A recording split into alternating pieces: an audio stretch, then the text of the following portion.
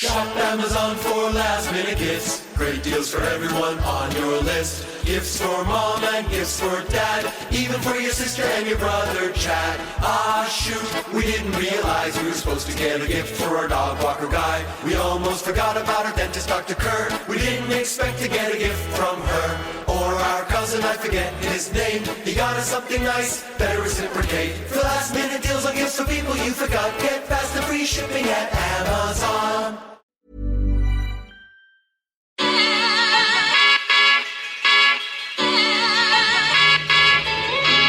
This is the Relevant Podcast.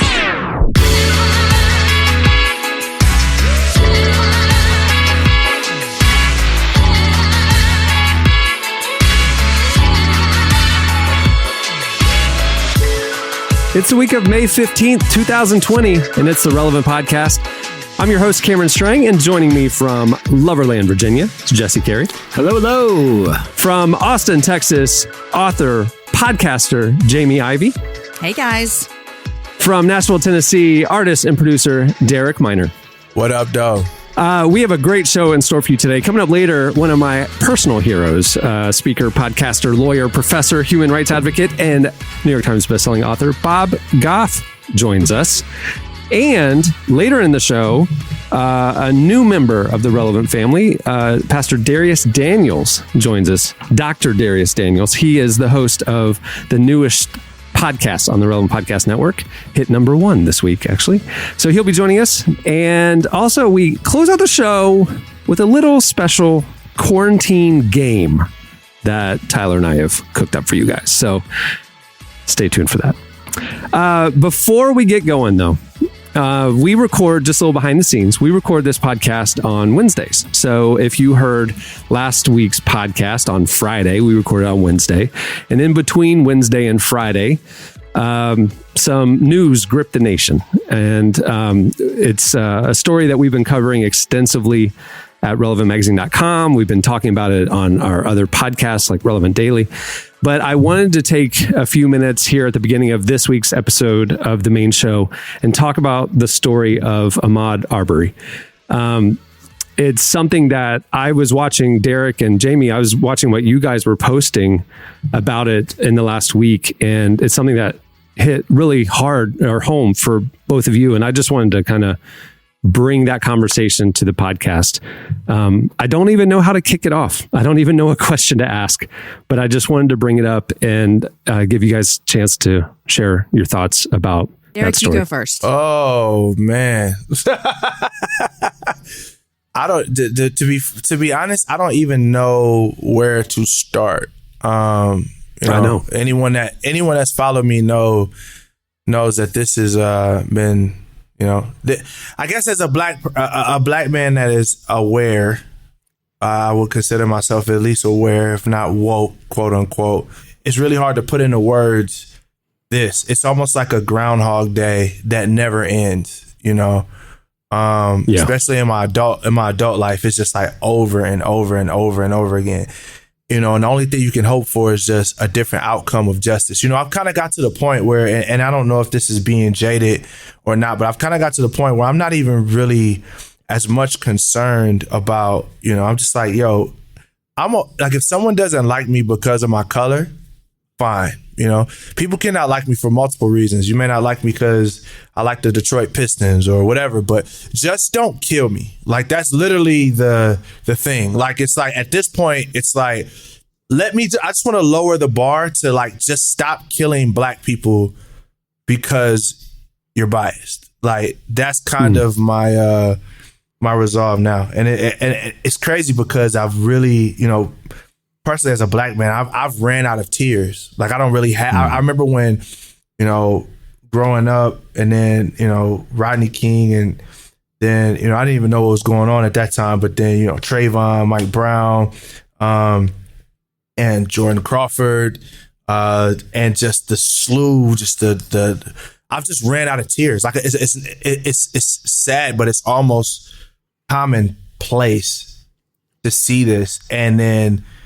To know that more than likely there will be a way to criminalize a black body and say, that the murder of that man was his fault. I saw a meme where someone said, Black people are the only people who have to defend why they were murdered, you know?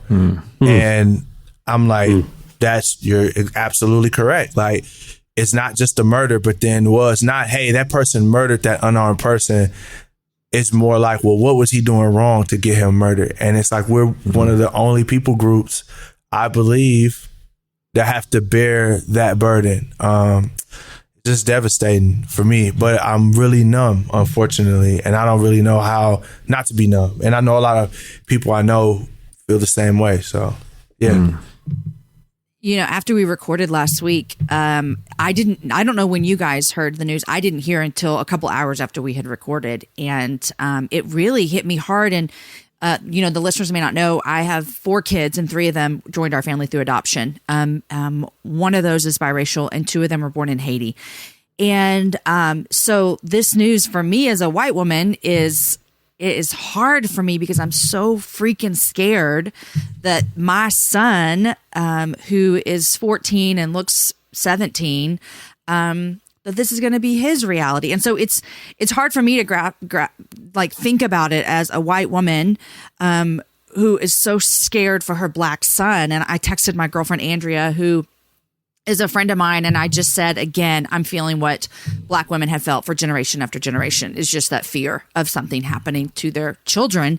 And so that's scary for me. It's hard to have conversations with my son, you know, when we're telling our kids about this news, and my son looks at me like, he was like, they didn't like him because his skin color. And I'm like, yeah. And I'm looking at my son who's Black, and it's so hard to deal with. I'm thankful for organizations like Be the Bridge, where my friend Latasha Morrison running that and just doing so much education and helping. And so it's been a hard week for me as well. I mean, you know, I texted Derek last Wednesday and was just like, man, this is just, I don't even know how to do this life. But I'm grateful for the conversations. It's really sometimes frustrating and hard that it takes something like this for so many majority culture people in America to have conversations about it. But I am grateful that they're happening. So I think that's where I land, is these conversations are needed and helpful, and they have to continue. You know, I saw someone put on something today, like, we have to have these conversations even when there's not a videotape showing everything. Like, these conversations have to keep going. So I'm glad.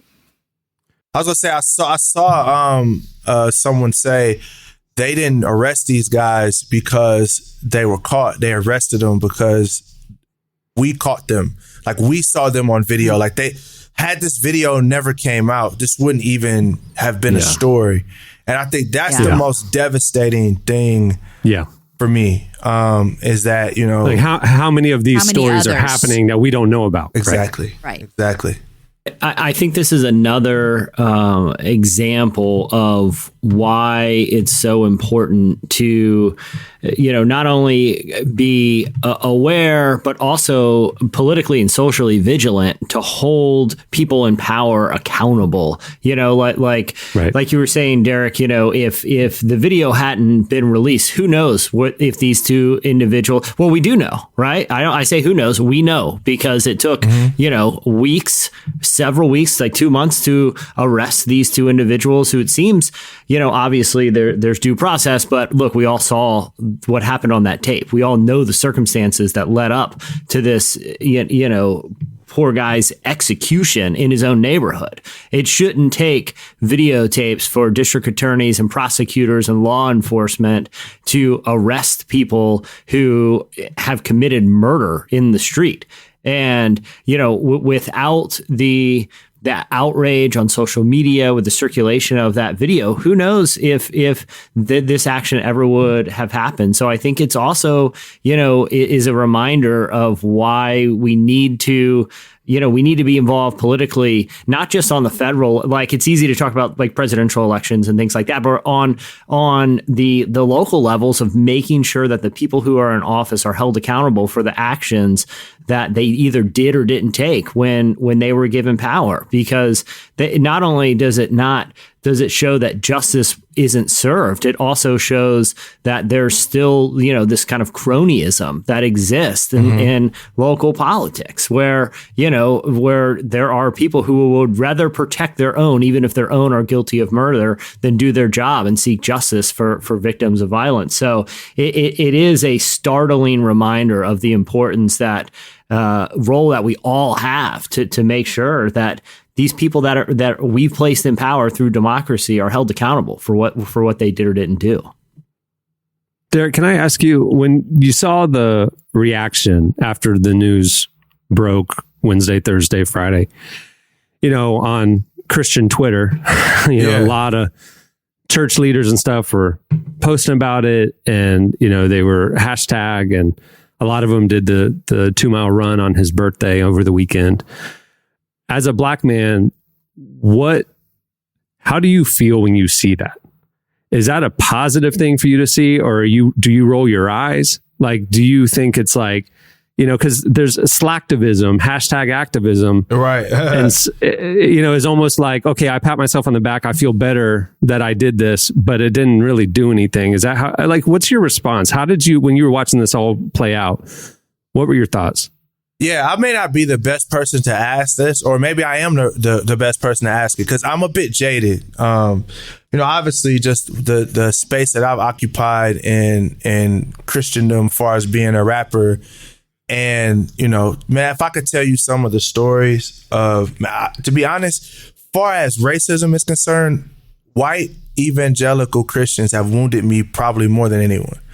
When I see, and I'm not saying everyone has wounded me, but I'm saying 9 times out of 10, the culprits of some of my biggest wounds would consider themselves good Christian men. Like when you see there was a GoFundMe for these 2 guys, and it was said they're 2 good Christian men that are being taken advantage of. It's like that type of Christianity, like whatever that type of whatever that is, has been for most of my life the biggest villain as far as racism is concerned.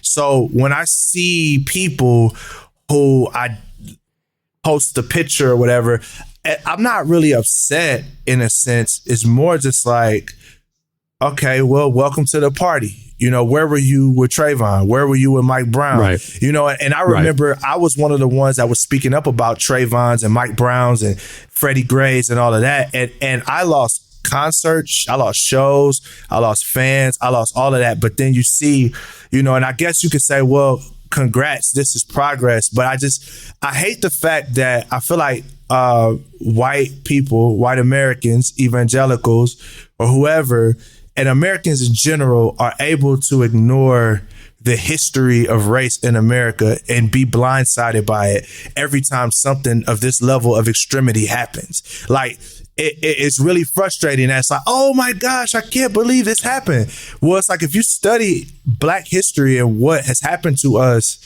in America, this should not be baffling to you. If you look at the lynching of Jesse Washington, or the multiple lynchings, or if you study what I would give people homework and say, go look up the Black codes, like the Black codes, go look at the Jim Crow laws, like go look at privatized prisons. And then you will realize that Ahmaud's death was set in motion 400 years ago, because when you criminalize Black people, and then when you create a system that rewards or ignores the death of unarmed Black people, you are saying that this is okay. So no one should be surprised that these 2 guys felt that they could confront this man with a gun, and if he reacted, they shoot him, and he feel justified in that. No one should be able to do that no one should be surprised by that, because as much as I don't want to admit it, and some don't, this is the America that has been created. Black people are prisoners. We are descendants of prisoners of war. We are refugees. I am the descendant of a refugee. My parents didn't immigrate here. They were brought here. They were enslaved, and then they were set free and told to, and then discriminated against. And then we are the descendants of that. And then also, Not only that, but for 400 years, white people have been told that a black life is not as valuable. Now, they may not have been told that directly, but when you see a lynching of someone like Jesse Washington that had over 10,000 viewers, a professional photographer, while this man was burned and roasted and lynched for 2 hours and then dragged through the city and his body parts sold as souvenirs and nothing happens to those people, then what you are saying is that black lives do not matter that much and that white people have the right to be able to, whoever they deem as criminals, go in, snatch them out and do whatever they want. Because, and that's another thing, when we look at our history, we look at black history and say, well, the lynchings were just a bunch of bad people that were doing bad things. No, those were people that would say, I believe that black man raped this woman or that black man stole something. They would criminalize the black man first, then go and murder him, and then it would feel justified. So it's just happening in opposite. The black person gets murdered, and then we criminalize the black person and say, oh, okay, well, you know, that gets it. He was walking on some construction property, and the white guys were confused, and they shot him. And then what happens is there's no justice, and then the cycle continues, and the message continues. So, yeah, I'm sorry that might be a little bit of rant, but I had to kind of get that off my chest. Yeah, dude, it was truth. And that's the thing. Derek. When I see the social media response, like I'm conflicted because I'm glad that like white church leaders are speaking up, but I'm also aware of, like you said, it's almost like, is this too little, too late? Like, where have you been for the last at least 5 years of this conversation? Exactly. You know? And then what do we do from here?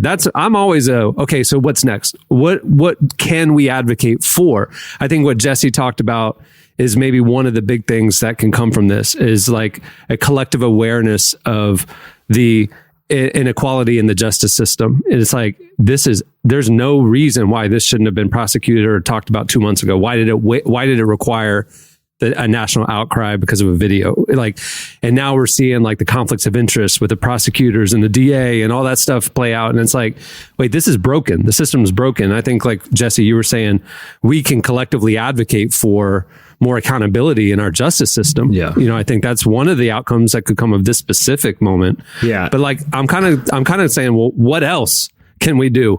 You know, like what, even as white people, what can we do? How can we use our voices and our influence to make a difference? You know, like that's my thing. It's got to be more than a hashtag. It's got to be more than just a week of social media. Like what's the lasting thing that we can do? Because I want to do something, you know? You know what I've learned over the past couple of years as being a mom to my kids is this is what I think is a big part of the problem is for most white people in America, unless it's on like they see this video and it is tragic and they're upset about it and it's maddening. But I promise you, most white people can go through their entire life and this will never affect them. And so they'll never have to deal with what Derek will have to deal with or our other friends, men and women of color or my son. Like they'll just never experience that. And so this moment is like tragic and it's awful. And you go, this is not right. And then 10 days go by and no one's ever going to do that to them. They're never going to worry about going on a walk. They're never going to walk into a store with a hoodie on and have anyone walk them down. They're never going to be accused of something they didn't do. And so unless it matters to you and affects you, and as Christ followers, it should matter to us. Like it should matter deeply to us. But time goes on, people get jaded and they forget and they just go, oh, this isn't affecting me. And so it affects Derek every day. It affects me every day because of my kids. And so I think it has to come, Cameron, you're saying, what can we do? I think white people in America, we have an obligation to educate ourselves on everything Derek was talking about. That's right. And it's not a like, go find a black friend and say, can you tell me all the things in the past 400 years? No, get your butt on Google and order books. You know what I did last week when Derek mentioned that book that he mentioned last week? I ordered it. You know, I've been reading it. That's what we do is we hear things from our men and women of color and they say, hey, this is important. You get on Amazon and you order the book right then, and then you read it and you educate yourself. And we learn these things and we can't go, oh, that slavery was all those years ago. Everything's fine. Everything is not freaking fine. Like we have got to be aware that everything is not okay and we need to educate ourselves. And I get all stressed out too because I'm like, this is my family. I agree. I'm in the middle of reading. You're reading the book he talked about last week. I'm in the middle of reading the book How to Be an Anti-Racist, where it talks about the difference between equality and equity and all these nuances. Like it is like white Americans, we need to be proactive in educating ourselves and then shutting up and listening. You know what I'm saying? Like I mean, to hear Derek talk about his experience is like, you're right, Jamie. Like, I'll never know what it feels like. Derek, I saw you interacting with KB on Instagram because he was posting this tension he was feeling about buying a treadmill. And like, he was talking about like, after this, like, I don't feel safe running in my neighborhood. I think I need to buy a treadmill. And then he's like, but wait, then they win, you know, like, and he was publicly processing this tension. And I thought reading his posts, I'm like, that would never cross my mind. Yeah. That I can't run. And that's a reality for his life, you know, like for a lot of people's lives. And that's just like, man, we just need to wake up to this stuff. Cameron, we should do a post about like, we should all put our like favorite, all of our favorite books or Netflix specials or shows we've watched, just to like, hey, here's a little launching pad for things that you can read and watch and listen to. All right. I love that idea, Jamie. So how about this? To the listeners and for y'all too. At the end of this episode, before we close out, Derek will bring, Jamie will bring some suggestions of like, maybe here's 5 things that we could all collectively go on Amazon and get and start the process of education and understanding. So, all right, that was good. Okay. Well, let's come up for air a little bit. Let's welcome on our old friend, Tyler Huckabee, for this week's installment of... It's the hot list. It's sizzling. Hot list. All right, welcome, Tyler. Hey, everybody. How's everyone doing? Hey, Tyler.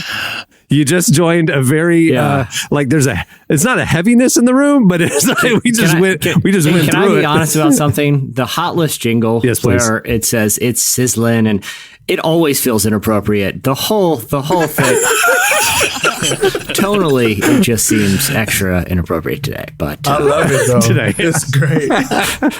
Well, I'm going to try to gently steer out of the slide here and with the stories that I've brought today and try to it'll be an interesting pivot. We'll see how it goes here.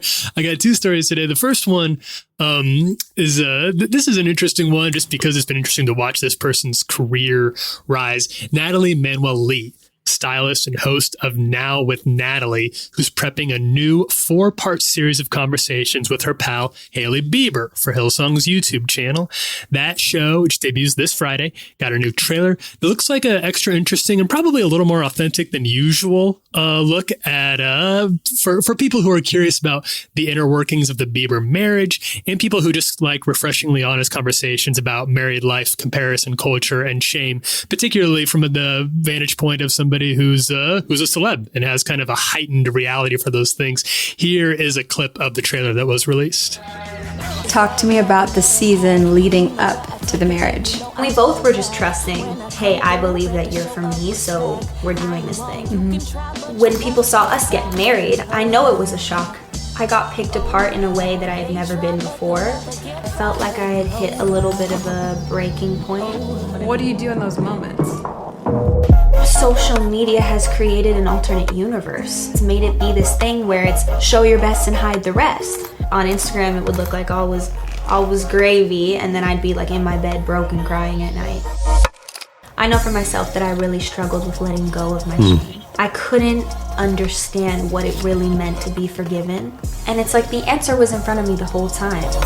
All the ugly stuff that we both went through, it has to be a bigger conversation to help other people. I'm excited about this one. That's on the Hillsong channel on YouTube. There are some clips being posted to Instagram as well.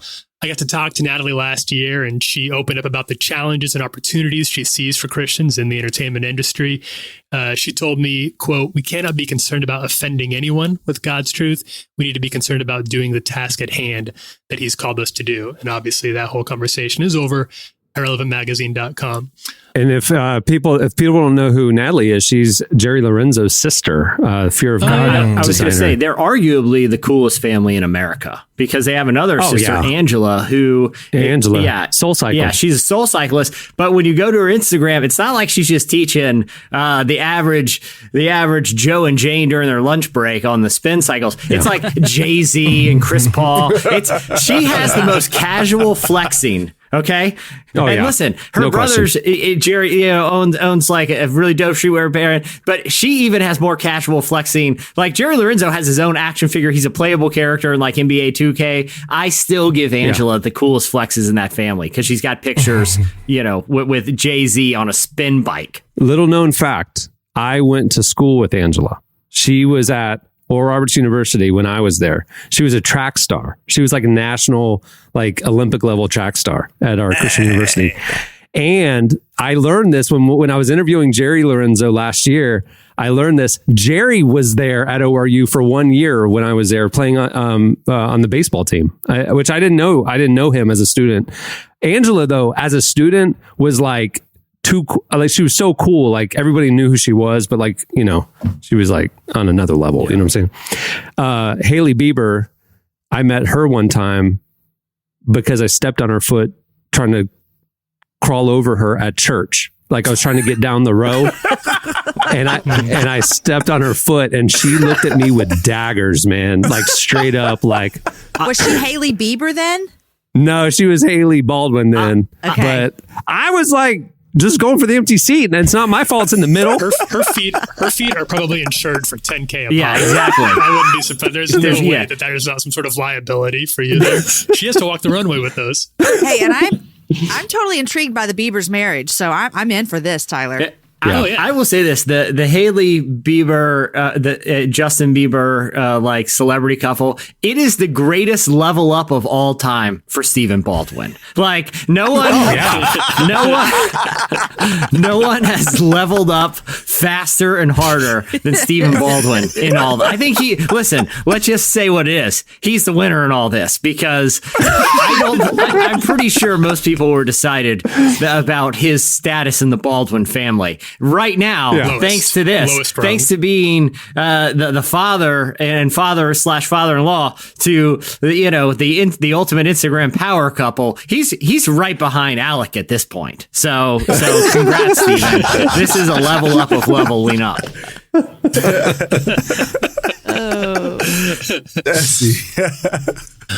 I'm just saying what people are thinking. Story. I'm just saying what people are thinking. No, I agree. You don't have to convince me. I feel like Steven's it's a glow up, and the best thing he can do right now is just fade into the background. Just accept what came with this. Right. Accept your new level of celebrity, and don't mess it up by getting a Snapchat or whatever, or a TikTok, and trying to get skate Jesus back into to work. Listen, again. I saw we had so much to get to today. I will say this: I've seen Stephen Baldwin on a skateboard wearing a fedora before. If there was a man who needed a level up, it was him. Okay, that is not a combo. That is not a combo that you want to see. Is a skateboard and fedora. If there's a skateboard fedora guy hanging out, it's like if there's a long hair dude like a ponytail dude in the mix that night. Everyone deserves to know. Like, hey guys, just let you know, Tony, he's got a ponytail. He's a ponytail guy. He's gonna be hanging out tonight. So I just want to let you know that's happening, and you got to be prepared. That same thing. It's like, hey guys, just letting you know, there's a guy gonna be in the crew tonight. He's got a skateboard. He's gonna be carrying a skateboard and wearing a fedora. I'm just letting you know what kind of night it's gonna be. Good transition. Speaking of ponytail dudes. We already knew that Disney had shelled out a lot of money to get the rights to Hamilton, Lin-Manuel Miranda's Broadway bonanza. The plan was for a live taping of the show to be released to theaters late in 2021, but that was then, and this is now. Hamilton is headed to Disney Plus this July 3rd. You'll be able to enjoy Miranda's spin on America's most famous founder from the comfort of your own home. The movie will apparently be a lot more than just a filmed version of the live show, since Disney is promising that Hamilton will represent, and this is their words here, a leap forward in the art of live capture, which transports its audience into the world of the Broadway show in a uniquely intimate way, combining the best elements of live theater, film, and streaming. The result is a cinematic stage performance that is a wholly new way to experience Hamilton.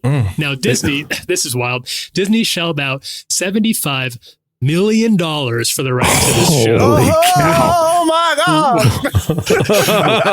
Winning a very long and tough bidding war. It probably seemed like a smart investment at the time, but now there's no theatrical release, so the whole thing is just going straight to Disney Plus. Wow. The price tag probably looks a lot less justifiable now, but if anybody can afford to throw away that kind of money, it is definitely a business that isn't half predicated on thousands of people traveling on airplanes and jamming in crowded lines at amusement parks. So they'll be fine. I'm not worried. They're good. I'm so excited about this. You're excited, I love Hamilton. Yes, I saw it in the theater, not the theater, but I saw it on stage in Houston, and I love it so much. And I want to take my kids, but tickets are like $800 each, so I'll get to just pull them up, put them in the living room, pop some popcorn, and show it to them in July. Derek, I gotta ask, because what do you think of Lin-Manuel Miranda? Yeah. What do you think of his rapping? Oh man. Hey, button ready, clerk. Hey man, look, man. No comment. Okay, I appreciate it. It's very diplomatic. You know what? Loud I'm Obama this one real quick. You know what I'm saying? We go. No comment. We cool. Yeah, there you go. Lay it good with me, bro. Just in case Disney want to holler at me, I'm gonna be cool. You know what I'm saying? So what I'm hearing you reading between the lines here, I'm hearing you say top 5. Yeah. Top 5. Yeah. Most definitely. Yep, that's what I'm saying. I got Nas. I got right there sandwiched between like Nas and Jay-Z, right? Tupac. Yeah, absolutely. Tupac, Biggie, Raekwon, absolutely. Lin-Manuel Miranda, right there. I got 75 million reasons why he deserves a spot on that list. All right. For more of this type of content, go check out Tyler and our daily podcast, Relevant Daily. It's available wherever you get your shows. All right. Thanks, Tyler. Hey, thanks, everybody. Good to see y'all. It's the hot list. It's sizzling. I love that mug, bro. Still makes me really uncomfortable. It makes me really uncomfortable. $75 million for that, Disney.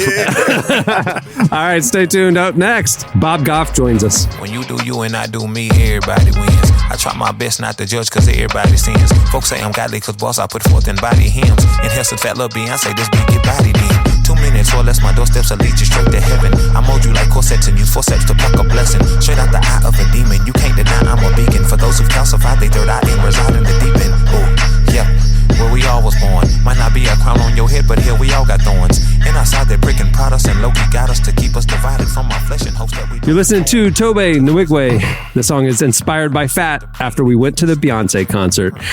He premiered that video this last week. I don't know if you've seen it. We put it on our Instagram at Relevant, and man, it's one of the coolest videos I've ever seen. I love it. Man, it's great. I love it. He has it. He got the juice. Yeah, like no Seriously. pun intended, but he got everything. It's such a cool blend of like music styles to create sort of his own, and cause he's got that Houston thing, but at the same time he like has just these like his approach to like beats is so organic, and instrument driven. It's really cool stuff. Yeah, and then the visuals are always crazy. Like his visuals are insane. Yep. Always. When the baby starts rapping on that music video. Anyway, if you haven't seen it, go check out Relevant Magazine on Instagram or his Instagram as well. Well, today's show is brought to you by BetterHelp. What interferes with your happiness? Is something preventing you from achieving your goals? I know I've gone through a lot of seasons of life where stress and busyness weighed me down. And that's why there's BetterHelp. BetterHelp will assess your needs and match you with your own licensed professional therapist. You connect in a safe and private online environment, which is not only great for the season we're in, but will be really convenient even when things get back to normal. You can start communicating in under 24 hours. You'll get timely and thoughtful responses. Plus, you can schedule weekly video or phone sessions, and you can send a message to your counselor anytime. If you want to start living a happier life today, try BetterHelp. And right now, as a Relevant Podcast listener, you'll get 10% off your first month by visiting betterhelp.com/relevant. Join over 800,000 people taking charge of their mental health. Again, that's BetterHelp, HELP.com/relevant. Well, Bob Goff is a speaker, podcaster, lawyer, professor, human rights advocate, and the author of the New York Times bestsellers Love Does and Everybody Always. In the last year, Bob has shifted from speaking to hundreds of thousands of people at conferences every year to focus more on hosting smaller gatherings called Dream Big, where he goes deep in helping people pursue their callings. He's also launched a Dream Big podcast, and next month, he'll be releasing his newest book, Dream Big. Bob's a personal hero of mine, and I recently got the chance to catch up with him to see how he's doing during this quarantine and talk about all the new stuff he's working on. Here's part of my conversation with Bob Goff.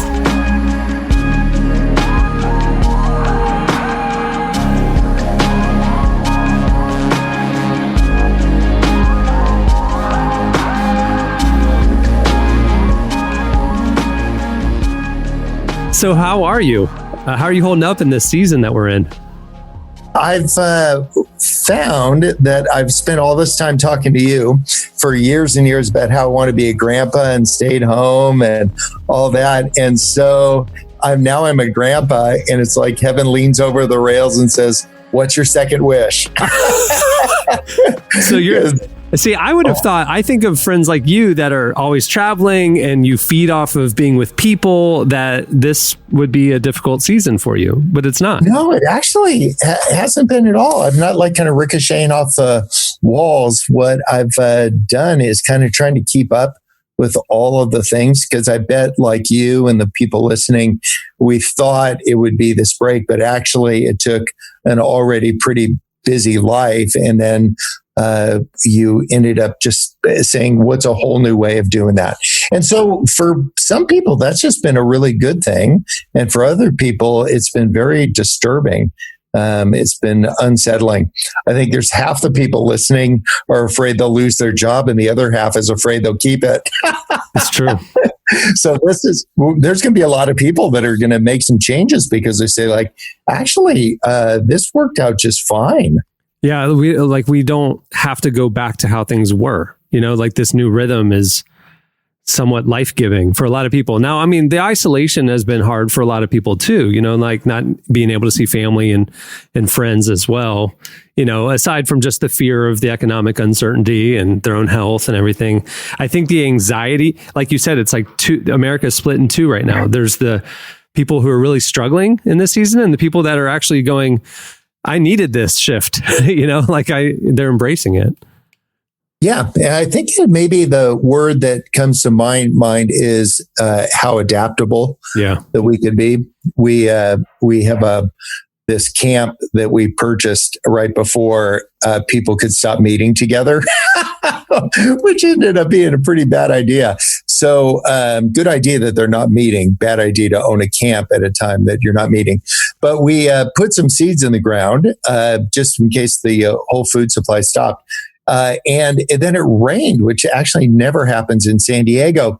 And the craziest thing, we came back the next week, there were pollywogs in there. I planted asparagus seeds. I got pollywogs. And I think there must be some resident frogs around there kind of doing it. Next time, I'm just going to plant jelly beans and see if I get cake pops. But it made me think, I'm just so fascinated by these pollywogs when I'm out there. I'm trying to see like how far along are they in their journey to becoming a frog. And I think the same is true for me. I've been measuring over this last 6 or 7 weeks, like, how's my journey? And I'd already grown legs.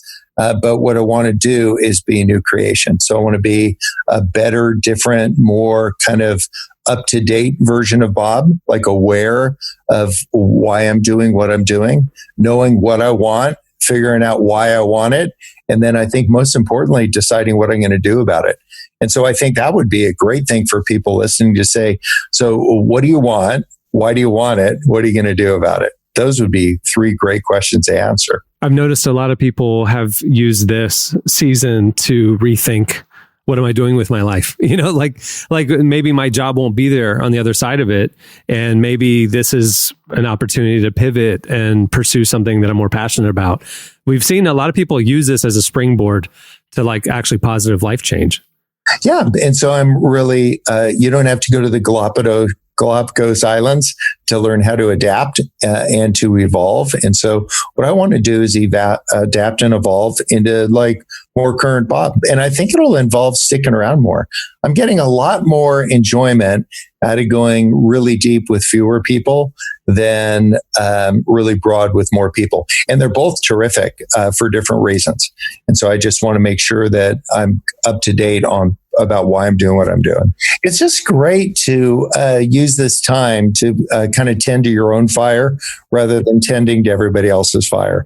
And so what can happen in a normal season is that we're spending a lot of time looking outward, and we'll have words of correction or words of, encouragement to other people. And I just feel like I'm no longer the umpire calling balls and strikes. I want to be the base coach. Just saying, just run your game, do that. And it's not that I don't care about what's going on with other people's lives. I just want to feel like I can bring my best, most humblest version of me to the game. And if I could just be adjacent. So watching you as you're learning and growing and evolving, I just love just being adjacent to that. I'm just delighting in there. I'm not holding up a scorecard like it's the Olympics. And I don't expect you to do a triple flip, spike it, and throw your hands over your heads and wait for the cheers. I just think what we need to do is realize that we're all in tremendous need of grace and love and acceptance. And we're all insecure. We just deal with our insecurities different ways. Some people are mean like a rattlesnake and some are quiet like a church mouse. I'm married to one of the quiet like a church mouse ones. And some people like me are funny to deal with my insecurity. So I would just say, if you're listening, that would be a great time of reflection to just say, hey, wow, how do I deal with my insecurity? Some deal with it by focusing the attention on somebody else. And I just want to say, just return to your own fire. Just go fan the coals there.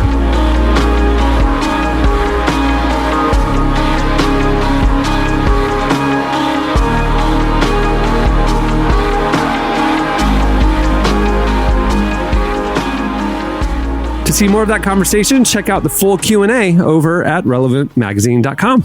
And to find out more about Dream Big, check out bobgoff.com. Stay tuned. Up next, it's Slices.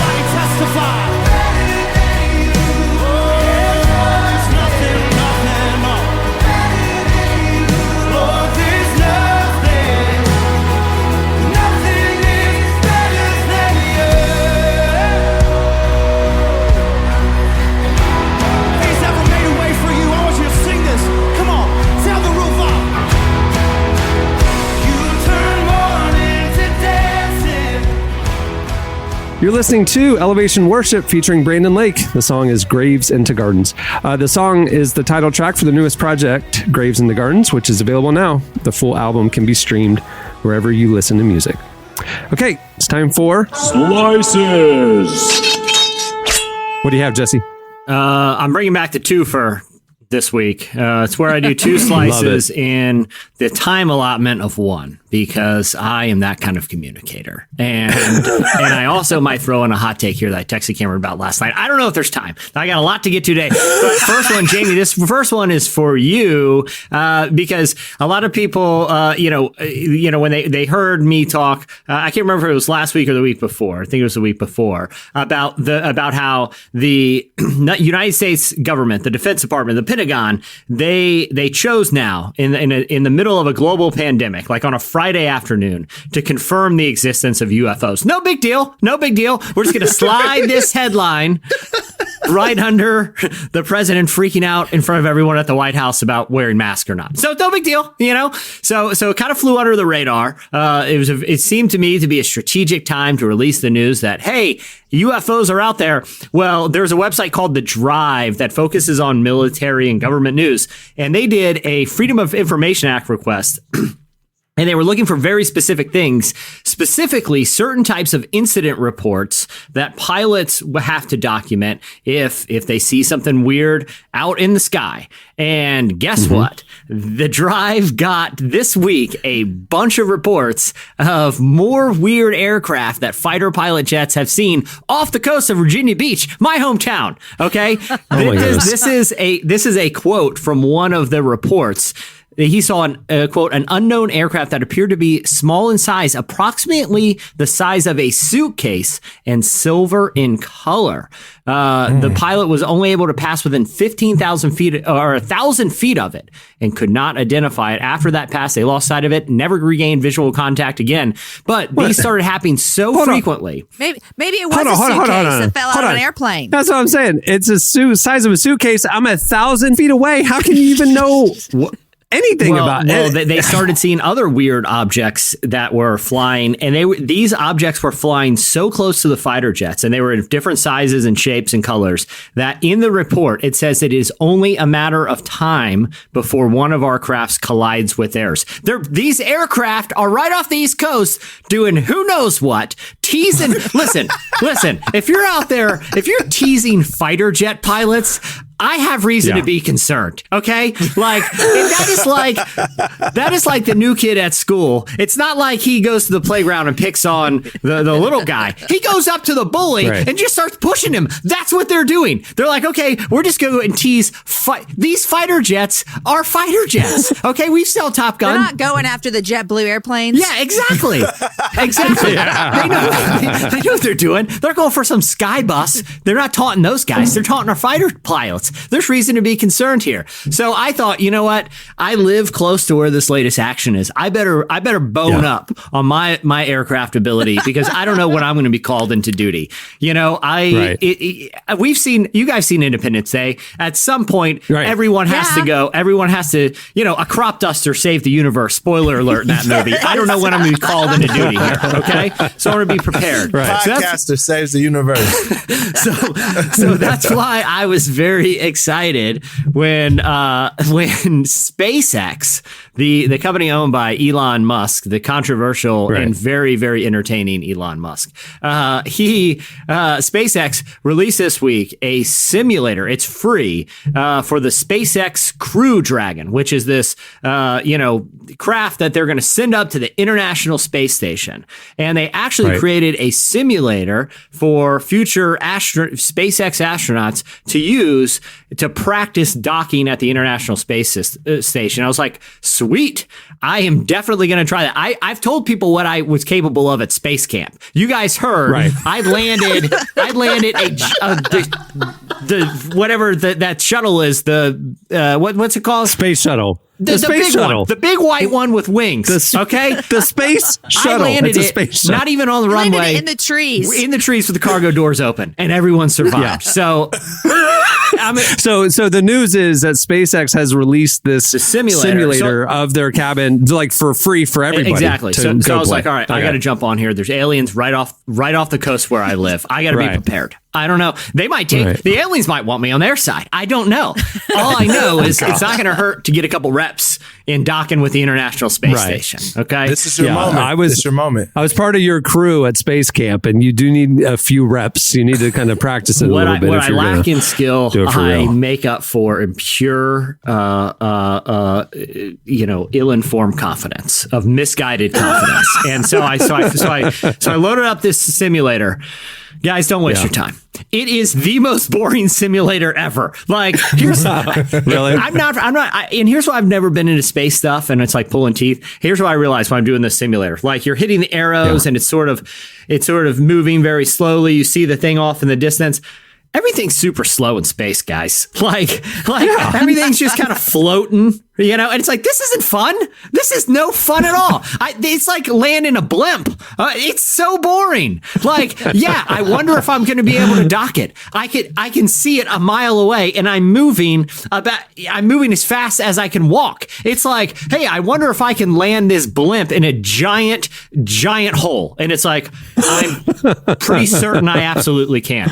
That's how this simulator is. It's super boring. Everything in space moves slow. There's huge margin of error.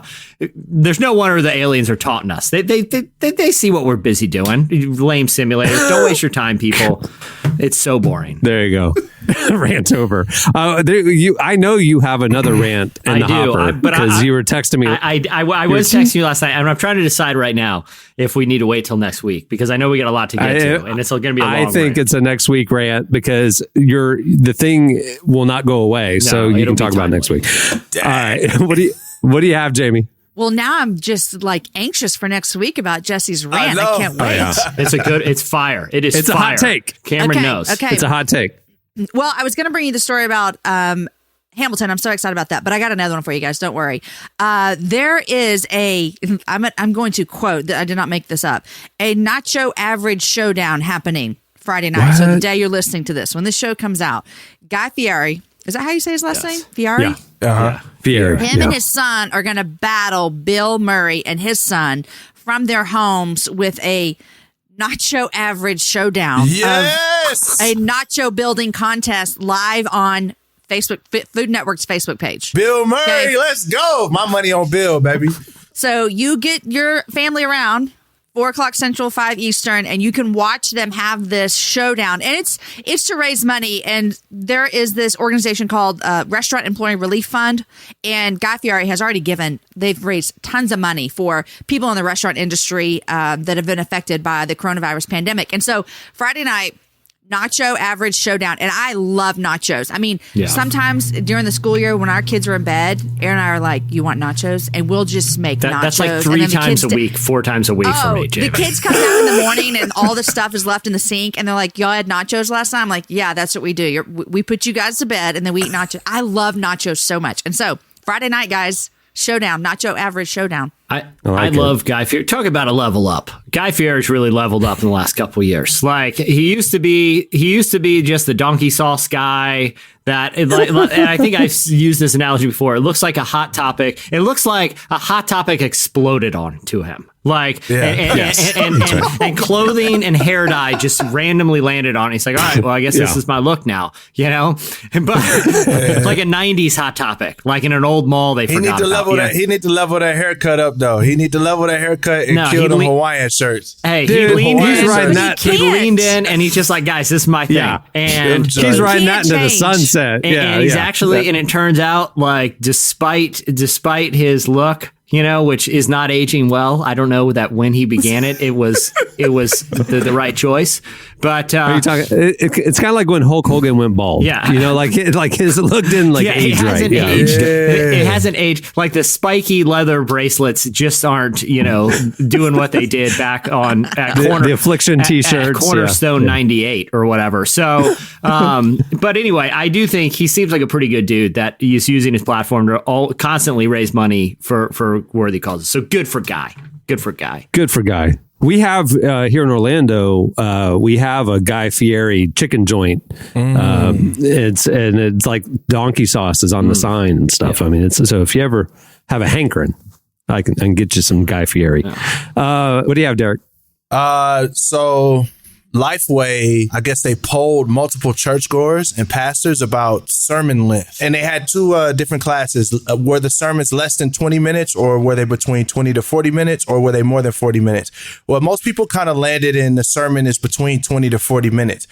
But it kind of, when you get to the extreme, is when the churchgoers and the pastors kind of got off kilter. 31% of pastors said my sermon is less than 20 minutes, but 14% of the churchgoers are like, nah, it's not less than 30 minutes, and it's totally opposite. So most people are like, our sermon. And long story short, most people are like, the sermons are way too long. Me growing up in a black church, I'm gonna tell you now, they definitely did not poll any black people because black church is 6 hours long. A lot longer. It's 6 hours. It literally would be 91%. But I think the pastors also know that their sermons are more than 40 minutes. Like, this is definitely not.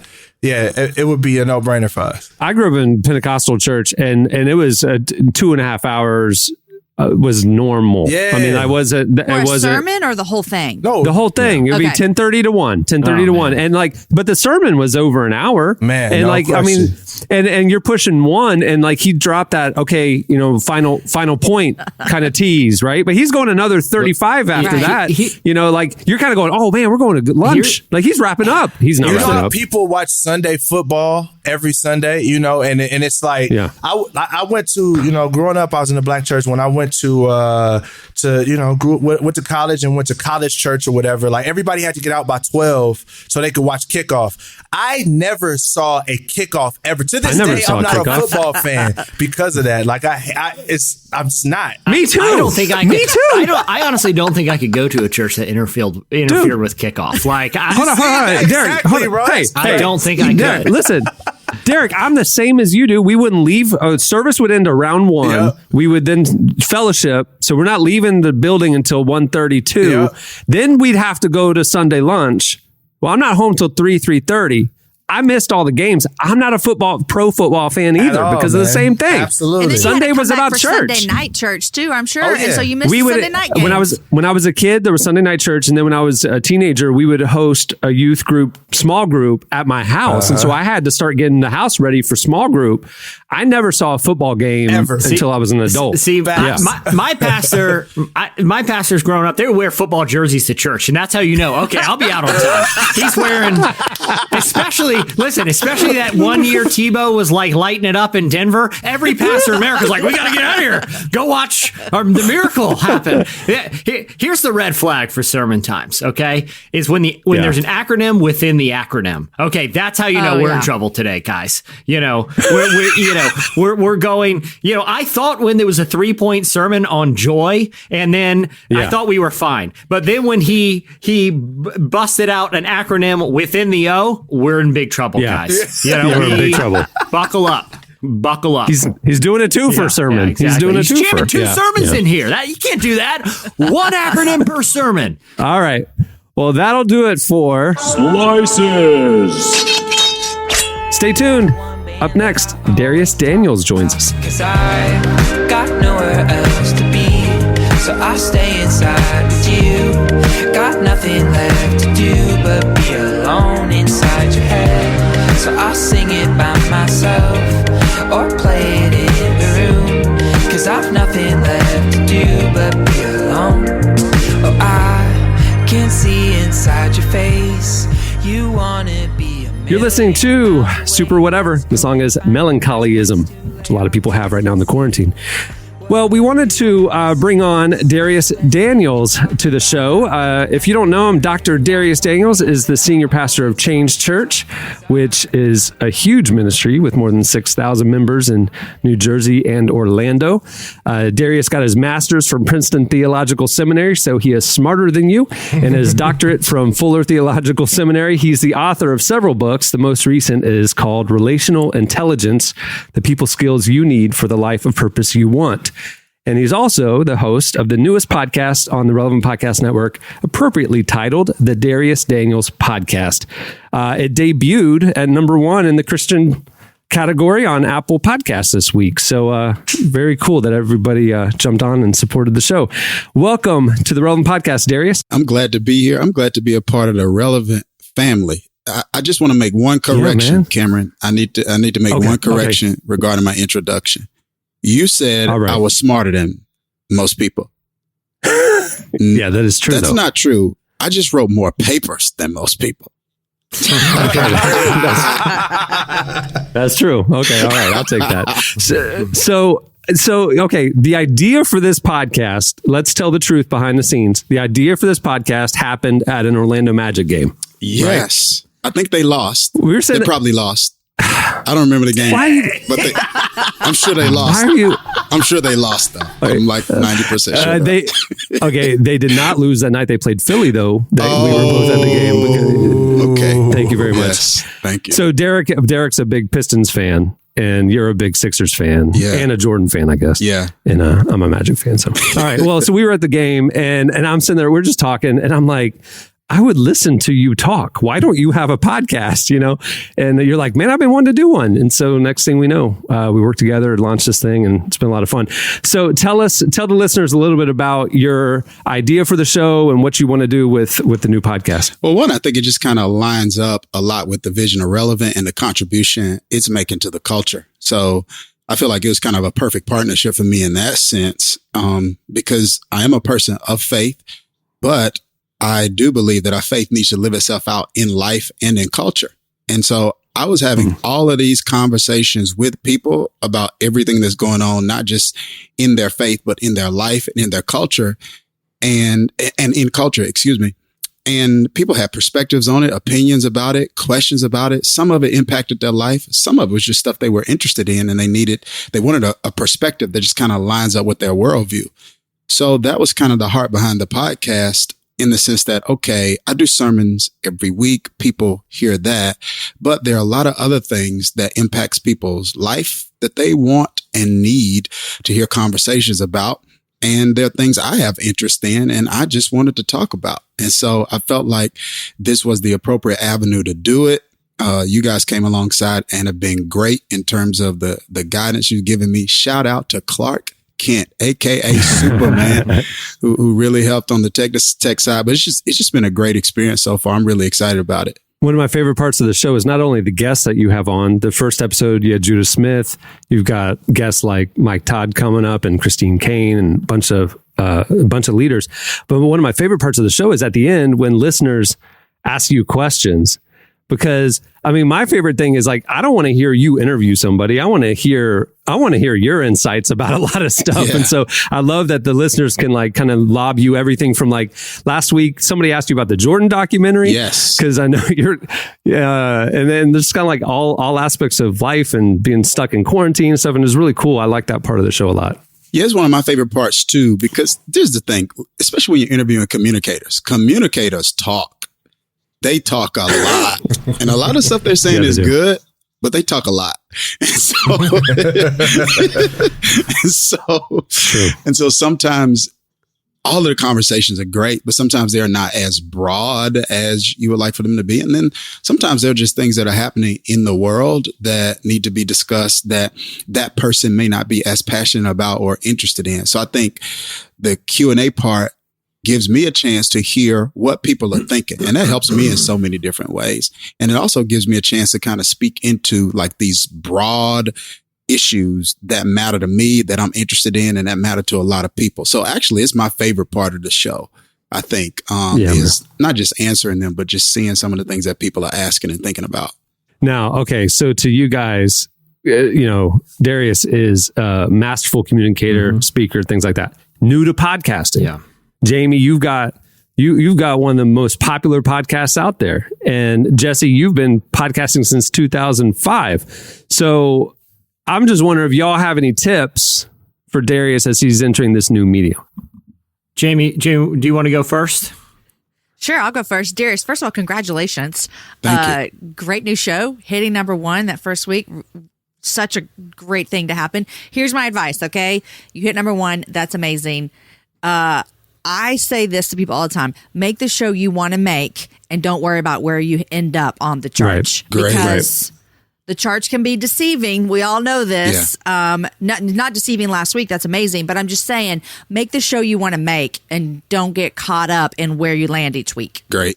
That's good. I haven't looked at charts. I saw you hit it last week, number 1, because I think Relevant posted it, but I don't hardly ever look over there. Mm-hmm. That's smart. Good. That is Thank good. you. Jesse. So Dharius, here's what I've learned. And I've learned that great podcasters are like great magicians. And here's why. If you've ever watched David Blaine encased in a giant cube of ice for like 8 days, and he's just hanging in there and just the world's watching, and you're like, wow, how is he doing that?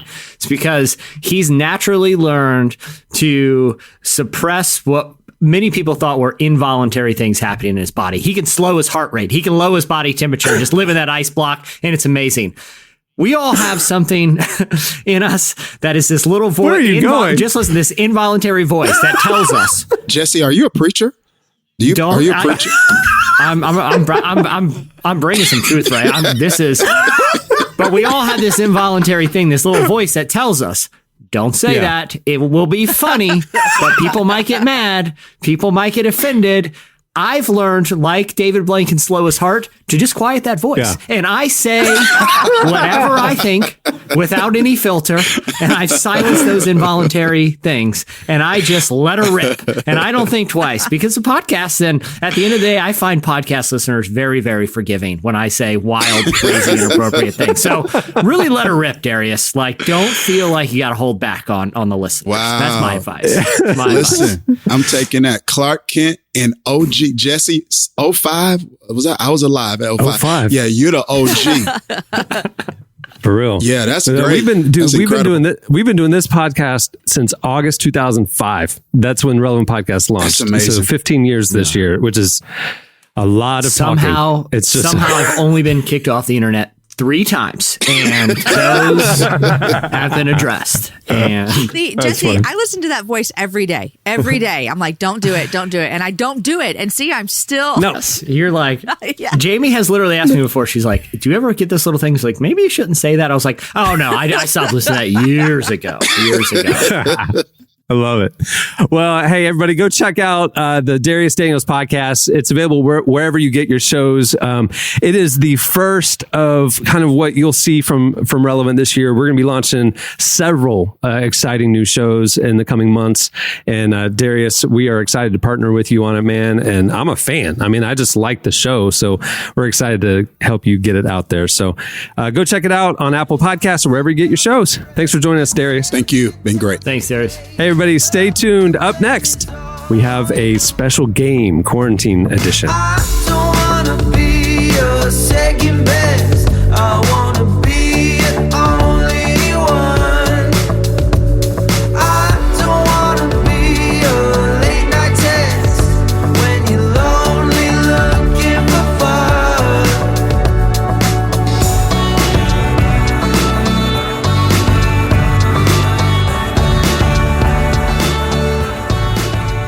You're listening to Younger Hunger. The song is Second Best. Okay, it is time for... Now here's the deal. Last week on the show, we were talking about favorite things and stuff, and you guys both, Jamie and Derek, you guys both talked about your love of games, like board games and stuff, Monopoly. Terrible. So we thought this week on the show, to make y'all comfortable, we would bring a special game for you guys. It is the debut of... Trivial Pursuit Quarantine Edition. Here's how it's going to work. Now, Jesse, for 10 years, would be the author of all of our games. And so he would usually host them and things like that. He's actually going to play this week. So it's a little different. Because of this podcast, I have a very transferable job skill, which is writing absurd podcast games. So it's basically this and Wait, Don't Tell Me are the only people in the world that would ever want this to me to do this. But I'm excited to be on that. So what we're going to do is it's going to be 7 rounds, 7 questions. That's it. We're going to do buzzer style, like Jeopardy style, like buzz in if you want to answer it. It'll be a combination of multiple choice and true and false questions, all related to quarantine topics. Okay. Nice. Not diseases, but life during the quarantine. Okay. Yeah. All right. Here we go. First question. Buzz in if you want to answer it. It is a multiple choice question. Here we go. First question. More than 60 million U.S. adults have a Netflix subscription. Everybody's streaming right now. 60 million have a Netflix subscription. What percentage of users, according to a survey, are watching without paying thanks to password and account sharing? Is it A, 7%, B, 16%, C, 22%, or D, 41%? Derek. I'm definitely going to go with 22%. 22%. That is incorrect. Jamie. 7%. Incorrect. What? Jesse? I had a feeling right out of the gate. It's got to be 40. It's got to be 40. Correct. 41%. 41% of Netflix users are stealing it. 27% are watching in the household. Somebody else in the household is paying for it. 14% are using a password that they got from somebody else. So 14%. So 41%. My mom uses my password, so There I'm you just go. going to out my mom. Yep. Uh-huh. All right. Second question. So Jesse's up 1-0. Uber Eats. Everybody's ordering food right now, right? Uber Eats saw orders jump 40% in March. 40%. According to the company, what was the most popular takeout dish? Here's multiple choice. A, fried chicken. B, pad thai. C, chicken tikka masala. Or D, burritos. Jamie. Pad thai. It is pad thai. That is correct. Good. Uber Eats.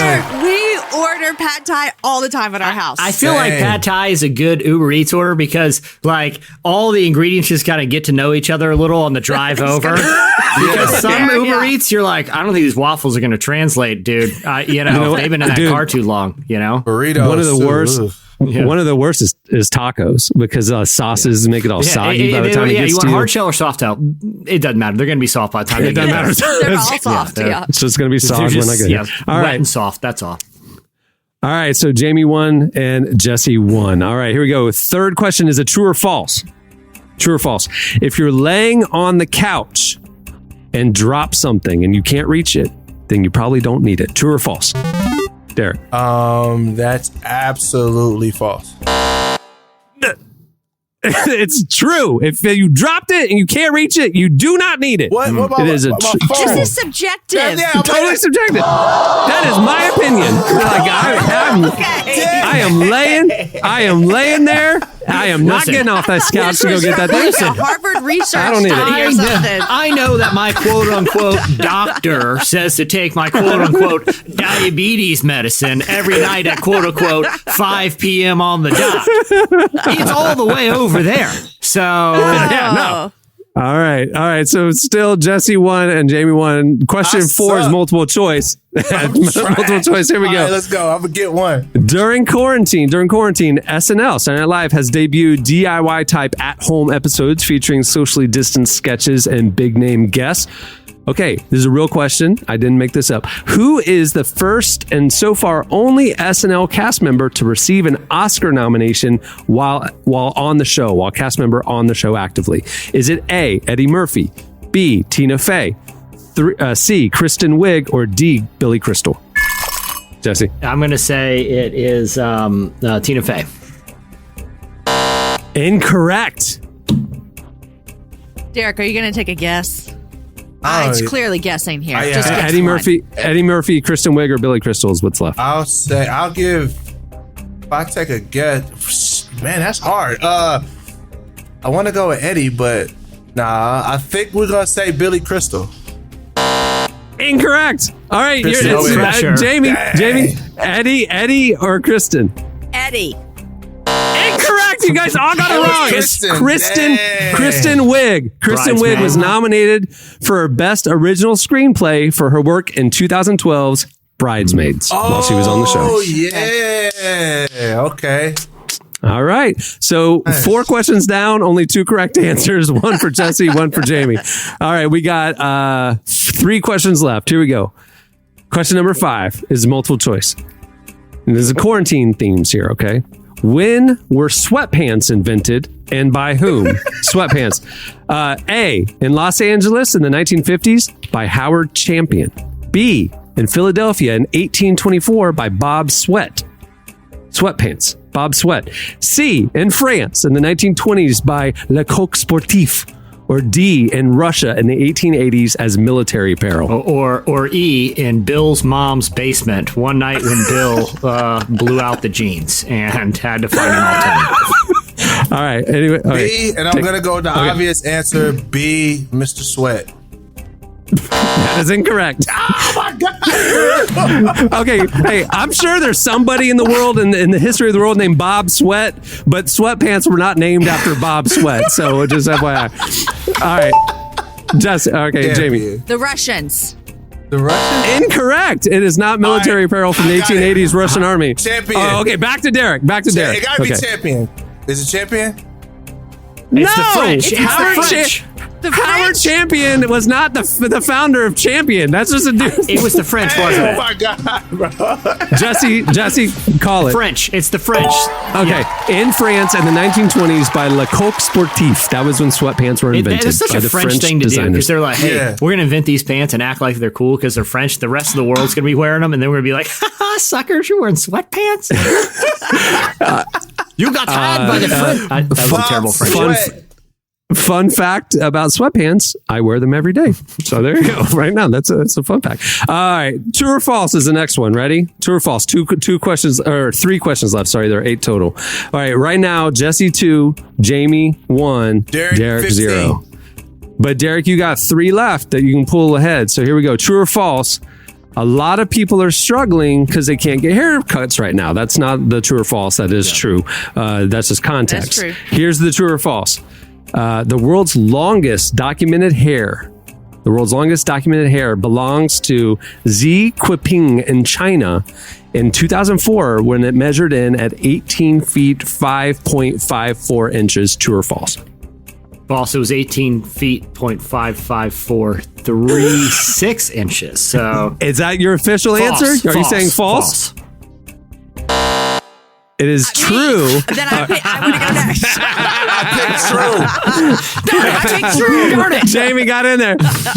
It is true. She has been growing her hair since 1973 from the age of 13. And the quote in 2004, she said, "It's no trouble at all. I'm used to it." There you go. 18 feet long hair. Okay.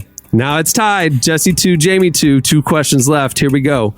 But Derek, you will have an opportunity to jump into the lead because this question is worth 3 points. Oh, I'm about to win this one. Let's go. Come on. Here we go.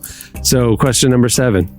The pandemic has put many Hollywood movies on hiatus. Now, this will be a multiple choice, including Matt Reeves' upcoming Batman reboot. We talked about Batman, starring Robert Pattinson as Batman, right? So which one of the following actors was not considered for the lead role in the first Batman movie, which ended up starring Michael Keaton? Okay, so which of these actors was not considered for the role that ended up going to Michael Keaton? Here we go. A, Daniel Day-Lewis. B, Alec Baldwin. C, Jeff Goldblum. Or D, Charlie Sheen. Jamie. Alec Baldwin. Who's left? A, Daniel Day-Lewis. C, Jeff Goldblum. Or D, Charlie Sheen. Jesse. Daniel Day-Lewis. What? All right, it's up to you, Derek. I'm going Derek. Charlie Sheen on this. Incorrect. The only actor not considered for the lead role that went to Michael Keaton was Jeff Goldblum. Why would they consider Charlie Sheen? Tim Burton's original wish list included Daniel Day-Lewis, Alec Baldwin, and Charlie Sheen, but Daniel Day-Lewis, Baldwin, and Sheen were all in serious contention, along with Tom Cruise, Kurt Russell, Johnny Depp, Pierce Brosnan, Harrison Ford, Kevin Costner, and no kidding, Bill Murray.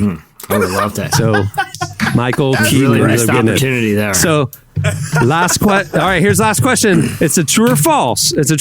Last question. Right now it's 2-2-0. Last question. Is this question about your life, Cameron, or anything else? This is an actual question, not my thoughts about dropping the remote behind the couch. Okay. So I have actually ended up watching like 7 episodes of The Office because the remote was too far away and I didn't feel like getting up. My So drawstring lasso just wasn't working like it should. All right, true or false? This is worth 3 points, so it's pretty much winner take all. Here it is. Let's go. Breakfast cereal sales have grown 214% in the U.S. since the lockdown began. That's a fact. According to the Quaker Oats Company, 214%. That's crazy. Captain is both Captain Crunch's military rank and his actual first name. So, true or false? According to the Quaker Oats Company, Captain is both Captain Crunch's military rank and his actual first name. Derek? False. False is correct. Yes! Captain Crunch's actual first name is, this is true. Listen, Captain Crunch's actual first name is Horatio, according to the Quaker Oats Company. He is Captain Horatio Crunch. That is correct. Yeah. I will say that makes him seem much more menacing in like a nautical battle. Like Captain Horatio Crunch. Okay, turn it around. Tack on back. Don't cross him. Trust me. He'll board your ship, and then to torture you, he's going to make the roof of your mouth all cut up. Derek just won. Derek has won 3-2 to 2. Congratulations, though. Hey, where my trophy at? We'll email it to you.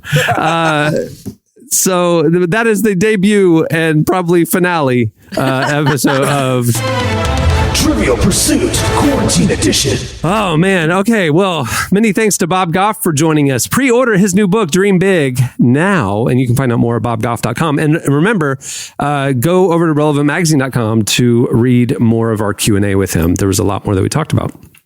Also, thank you to Dharius Daniels for joining us. You can check out his new podcast on Apple Podcasts, wherever you get your shows.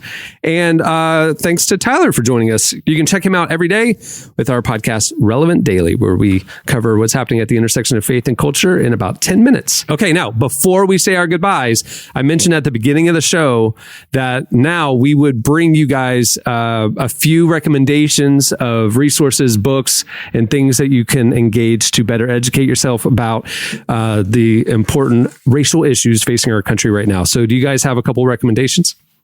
I got one. I read a book last summer. I mentioned her earlier. Her name's Latasha Morrison, and she wrote a book called Be the Bridge. And it is a great introductory book, but it is not light. It is full of depth. It is a book I say every person should read, and every American should read Just Mercy as well by Brian Stevenson. Absolutely. Those are my two. Yeah. Derek? I got the new Jim Crow and Between the World and Me and Dirty Little Secrets. I'd say those three. And the 13th documentary is amazing. Like, if you're not a reader, definitely check out the 13th documentary. It's very enlightening. Netflix. Yep. And if I can just piggyback on one, Derek, the Ta-Nehisi Coates. If you haven't read Between the World and Me, in the meantime, before you're waiting for Amazon to deliver it, check out his essay, The Case for Reparations, that ran in the Atlantic a few years ago. It's still a really powerful look at systemic injustices and some ways that they can be addressed in modern America. Very good essay from one of the premier writers in America, Ta-Nehisi Coates. On that note, we'll wrap it up. I'm Cameron Strang. I'm Jesse Carey. I'm Jamie Ivey. And I'm Derek Miner. We will see you next week. Thanks for listening, everyone.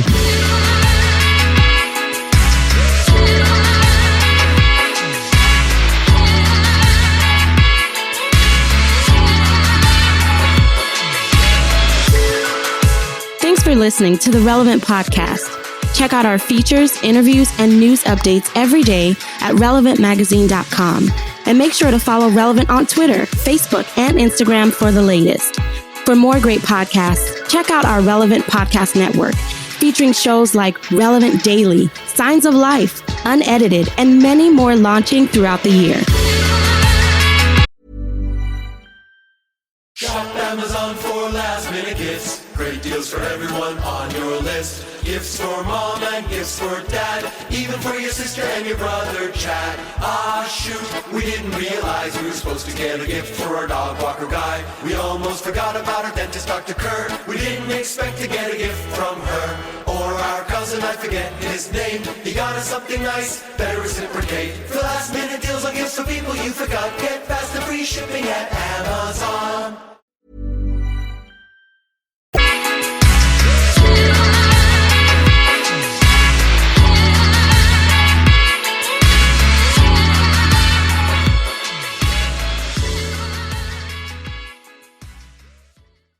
Trust me, he'll board your ship, and then to torture you, he's going to make the roof of your mouth all cut up.